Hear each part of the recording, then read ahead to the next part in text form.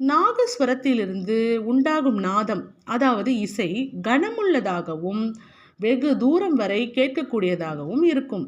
நாகஸ்வரம் வெளிப்புற இசை கச்சேரிக்கு ஏற்ற இசை வாத்தியமாக இருக்கிறது.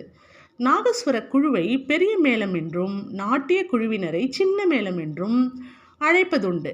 நாகஸ்வரம், நாட்டியம் இவ்விரு கலைகளுமே எதில் வளர்ந்தவை? ஆலயங்களில் வளர்ந்தவையாக இருக்கிறது. மடங்கள், கோவில்கள் முதலியவற்றில் நாகஸ்வரத்தை இசைப்பதற்காகவே நாகஸ்வர கலைஞர்களை வேலைக்கு நியமிக்கப்படுவார்கள். இந்த நாகஸ்வரம் நாகப்பாம்பின் உருவத்தை போல் இருப்பதால் நாக சின்னம் என்னும் பெயரில் கூட முன்பிருந்த காலத்தில் சொல்வதுண்டு. பின்னர் நாகசரம், நாகஸ்வரம், நாதஸ்வரம், நாயனம் என்றெல்லாம் பெயர் கொண்டு வழங்கலாயிற்று.